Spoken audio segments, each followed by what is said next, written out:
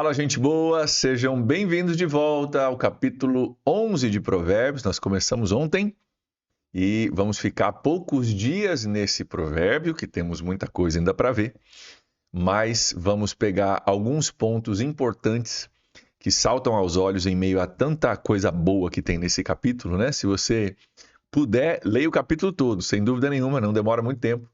Mas nós vamos aqui selecionar alguns versículos e hoje nós estamos no versículo 15, que vai tratar de uma coisa que nós já tratamos no capítulo 6, eu gastei um tempinho falando sobre isso, mas eu vou tratar de novo, porque você vai ver que Provérbios trata deste assunto várias vezes. E se ele trata várias vezes é porque a gente precisa ouvir várias vezes. E é algo que a gente vai olhar hoje de novo. Está colocado de uma forma muito, muito simples, muito prática, muito direta. Provérbios é assim. Mas o princípio pode te economizar muita dor de cabeça. Vamos junto? Provérbios 11, capítulo 15, diz assim: Mas quem serve de fiador, certamente sofrerá. Quem serve de fiador certamente sofrerá. Mas quem se nega a fazê-lo está seguro. Olha só, que interessante, né? Quem serve de fiador certamente sofrerá no futuro. Agora é muito tranquilo. No momento de dizer o sim, é muito tranquilo. Ah, poxa, que bom, obrigado, está me ajudando, que maravilha, coisa boa, né? Mas no futuro pode ter problema. E olha aqui. Mas quem se nega no presente, que é difícil, não é confortável, olha só, está também seguro. Então, de certa forma, você ser fiador é trocar, às vezes, né? O futuro pelo presente. Trocar uma insegurança do futuro por um sim no presente que pode ser problemático. Gente, nós vamos falar aqui sobre essa questão financeira, né? E essa questão de sermos fiadores. Nós falamos no domingo um pouquinho, né, sobre a série Margens, que margem é todas as áreas da vida, é tempo com Deus, é margem emocional, margem relacional, margem financeira também. E a Bíblia, a preocupação maior da Bíblia não é dinheiro, obviamente, são pessoas, mas a gente sabe que pessoas às vezes têm grandes problemas por causa de dinheiro. Então a Bíblia fala a respeito de alguns princípios que a gente deve aprender com a sabedoria. E um deles é exatamente isso que está citado aqui. O cuidado que a gente deve ter, na verdade, na Bíblia eu entendo como uma proibição de nós sermos fiadores de alguém. E tem bom motivo para isso. Nós vamos olhar um pouco do que a Bíblia diz a respeito disso, vamos falar um pouco mais sobre os motivos, né?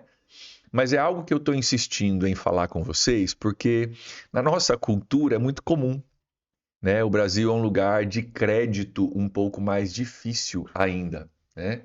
E muitas empresas e muitas locações e coisas assim, por desenho, precisa de fiador, aquela história toda e tal, né?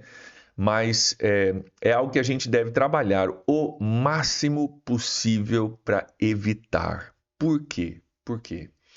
Porque a gente se tornar fiador, ela pode gerar um problema financeiro, pode gerar um problema relacional e pode até se tornar um problema espiritual, tá? Vamos lá, financeiro. Obviamente que se você sabe se você é fiador, que se a pessoa não pagar, quem paga é você, né? Então pode se tornar um problema financeiro se você não tem recursos para poder pagar o que você já paga, as suas coisas e as coisas dos outros. Pode se tornar um problema financeiro para você. E isso pode se tornar um problema relacional em vários âmbitos. Primeiro com a pessoa quem te deve, né? A pessoa que deveria estar pagando, você é fiador, agora sobrou para você, seu CPF que está negativado. E isso gera uma questão relacional entre você e a pessoa que pediu para você ser fiador, sem dúvida nenhuma. E pode gerar um problema relacional mais perto de casa. Uma coisa é o teu primo que mora lá do outro lado da cidade. Outra coisa, às vezes, é a esposa e os filhos que estão dentro da casa, que agora também são afetados de forma negativa porque você optou por ser fiador de alguém. Pode gerar um problema relacional que não vale a pena, sabe? Não vale a pena. Às vezes melhor você desagradar um primo, um amigo, um colega que você pode até querer bem, você pode desagradá-lo, é melhor do que você gerar um problema dentro da sua casa com relacionamentos. E pode se tornar um problema espiritual? Pode, por quê? Isso acontece às vezes, né? Dentro do ambiente de igreja. Fala, e o cara é de igreja ainda. O cara é da igreja ainda, é da igreja ainda. E aí a gente se frustra com a igreja, porque a igreja, né? Eu já tive gente frustrada comigo por causa de coisas que membros da igreja deixaram de fazer nos seus negócios. Frustrada comigo, por causa de coisas que membros da igreja fizeram nos seus negócios. Gente, se eu for regular o que todo mundo faz, né, nos seus negócios, vai ser um problema. Mas o fato é que as pessoas geram barreiras, e às vezes espirituais, por causa disso. Pode gerar uma barreira espiritual para outra pessoa, pode gerar barreira espiritual até para nós. Porque agora eu preciso ir lá e cultuar dentro do ambiente com quem eu estou compartilhando espaço com um cara. Isso é muito complicado. Isso é muito complicado. Então, qual que é o conselho bíblico aqui? A sabedoria bíblica, sabendo que essas coisas acontecem. Não acontece com todo mundo. Realmente, não acontece com todo mundo. Mas pergunta para o cara com quem aconteceu para você ver se foi agradável ou desagradável, né? Pergunta para o cara com quem normalmente o cara fala, eu nunca mais vou ser fiador de ninguém. Né? Porque foi tão desagradável que ela decidiu, eu nunca mais quero viver isso. E para a gente não ter que viver isso e falar isso, a Bíblia diz, nunca seja fiador. E parece tão radical, estranho e fora do normal, né? Parece que não pode nem ser verdade isso, pastor, porque, meu Deus, né? Nunca. A Bíblia instrui a nós fugirmos disso, corrermos disso, em todas as circunstâncias. Se tem como você fugir disso, fuja disso. Por quê? Vamos pensar algumas coisas aqui. Geralmente, não são todos os casos, tá? Mas geralmente, o fiador, ele existe porque já existe uma possibilidade, ou talvez até suspeita, de que a pessoa não dê conta de pagar. O fiador, se é para uma questão de crédito, por exemplo, talvez seja porque essa pessoa já queimou seu crédito uma vez, né? Mas geralmente, fora alguns casos, mas geralmente o fiador está ali porque há uma desconfiança de quem vai emprestar, de que essa pessoa tenha capacidade ou caráter suficiente para fazer esse pagamento. E aí a gente entra na jogada como um garantidor. Quem está garantindo? Eu estou garantindo. O fiador é aquele que garante que vai ser pago. Tanto que o fiador normalmente tem que ter um certo valor e tal, tem que ter uma certa quantia para poder ser fiador, né? Então eu sei que isso é muito difícil em alguns ambientes. Eu não estou dizendo para você que você nunca possa fazer, mas estou dizendo para você que a instrução da sabedoria bíblica é não faça. Não faça. Então eu diria assim, se você puder evitar, evite a todo custo. E não se comprometa financeiramente só para não desagradar um marido, um amigo, um amigo, um parente, um colega de trabalho. Não se comprometa financeiramente, a saúde financeira da sua família, para você somente agradar alguém. Então eu acho que é muito importante a gente tratar desse assunto, porque é um assunto que vai contra a maré da nossa cultura. E é um assunto que Provérbios trata várias vezes. Eu quero olhar com você algumas vezes que Provérbios trata. Nós já vimos esse conceito lá em Provérbios capítulo 6, tá? Nós vimos isso, 6 de 1 a 5 fala sobre isso.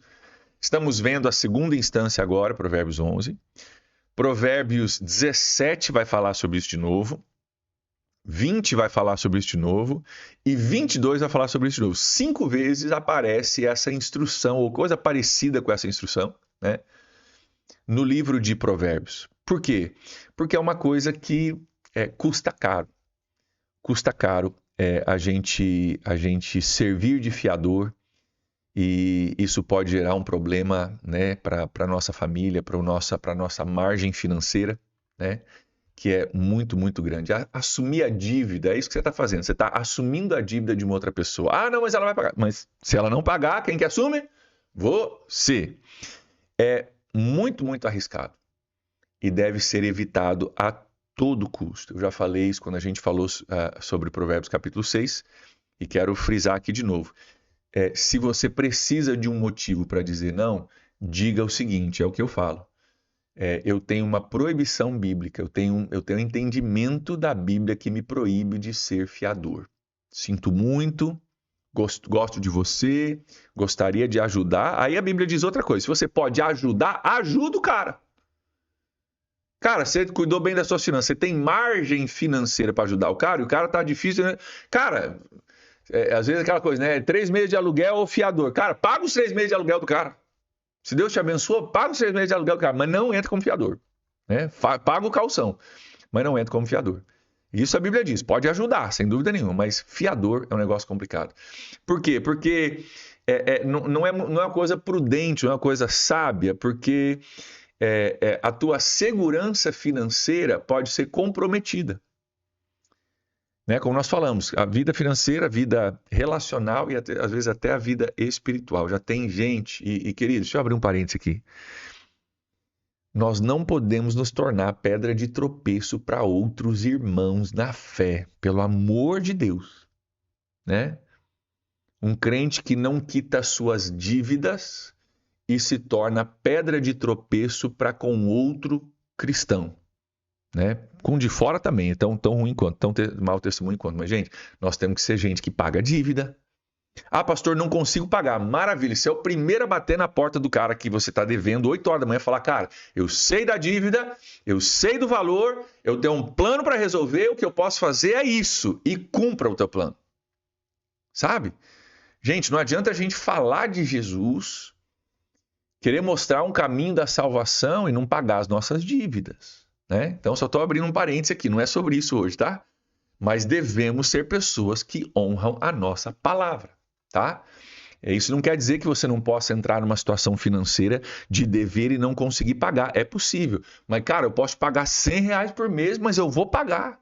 E vou até o fim. Maravilha. Pague suas dívidas. Seja uma pessoa de palavra. Honre a sua palavra e honre Jesus através disso, né? E essa confiança em amigos e conhecidos não deve nos levar a um passo de a gente comprometer a nossa vida financeira. Você pode confiar na pessoa, você pode amar a pessoa, você pode querer o bem para a pessoa. Por isso que eu falo, Provérbios diz: ajuda o cara, dá uma oferta pro cara, sempre paga o calção dele, paga os primeiros 3 meses de aluguel, paga o que você quiser, abençoa, tá? Mas não se comprometa financeiramente, tá?